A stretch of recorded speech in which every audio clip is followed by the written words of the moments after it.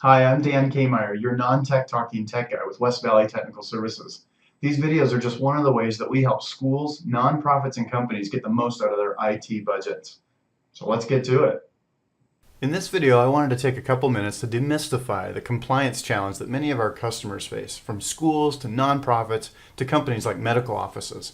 Navigating the pages of regulatory information that the government puts out can be pretty intimidating, so I thought it'd be a really good idea to boil it down so that we can easily understand the spirit of the laws that surround compliance. Let's take a look. First off, there are a few different regulations I wanted to cover.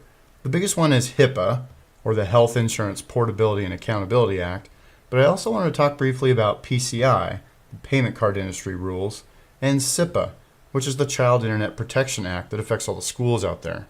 For the longest time, there wasn't a set of standards regarding how medical practices handled sensitive information about their patients, and as a result, their information was a lot easier to steal and be used to impersonate their patients to commit identity theft, hence the passing of the HIPAA legislation.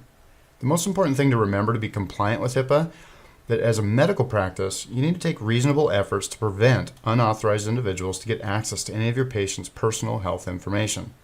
The tools we're going to use to accomplish this range from simple physical locks to complicated encryption and the use of complex passwords on pretty much everything. So let's talk about the easy stuff first. It's important that if you have a server in your building that you keep all of your medical records or payment card info on, that you have a separate physical lock on it that uses a different key than your external doors. This way there's a second barrier to keep anyone who breaks into the building from getting a hold of the data on the server. It'll also prevent any employees that maybe have the outside door key from getting into the server closet. Obviously, only the IT staff and maybe the manager or the owner should have the key to the server room. Just in case the worst does happen and someone does manage to take the physical server from your site, it's paramount that you're utilizing encryption to protect the files that physically reside on the server. What that does is it provides a layer of protection against someone removing the hard drives where the files are and then connecting them to another computer for the purpose of copying the data off of them.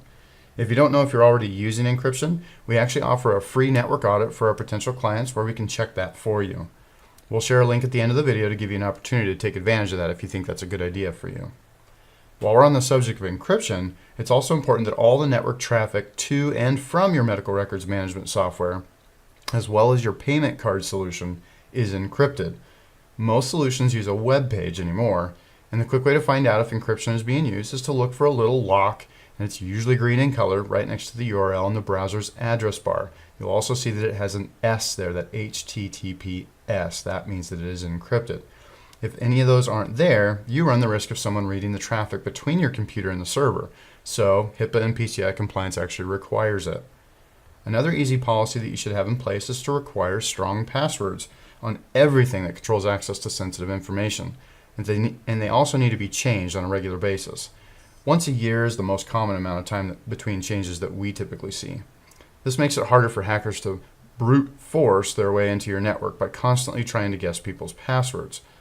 This process can be made a lot easier if a central security system, like a Windows Active Directory, that stores everyone's passwords and enforces complexity requirements on the server for ease of management.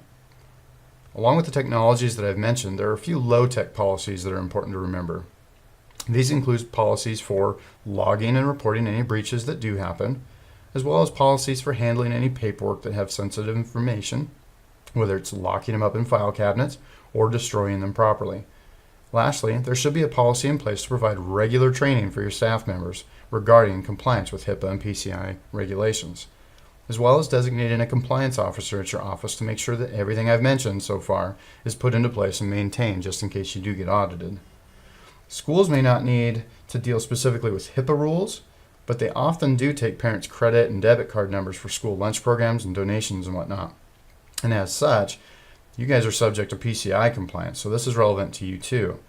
On top of that, though, schools have to ensure that students can't get to adult content in the quote-unquote Wild West that is the internet that they're at while they're at school.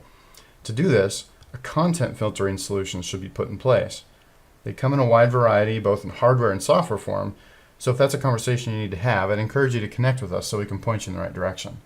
We've seen a lot of medical practices use content filtering to minimize distraction for their staff members and to sanitize the internet access that they provide to their patients while they're waiting in the waiting room. So this can certainly apply to them too. Hopefully I've been able to give you at least a cursory understanding of your responsibilities under the HIPAA, PCI, and SIPA rules. Feel free to reach out to us if you could use a little more help navigating any of the compliance challenges you're up against. As I mentioned before, we do offer that free site visit if you're in the southern Idaho region, where we can go over your current situation with you and provide any recommendations. All right, that does it for this video. Feel free to reach out to us at 208-477-1837 or head out to our website, wvtsboise.com, if you have any questions. Hit that contact button up in the top corner, and we'll be happy to send you links to software and even get yourself a copy of our free guide to saving money on IT. I can tell you of customers that have saved over $1,600 a month just by following the free advice that we offer in here.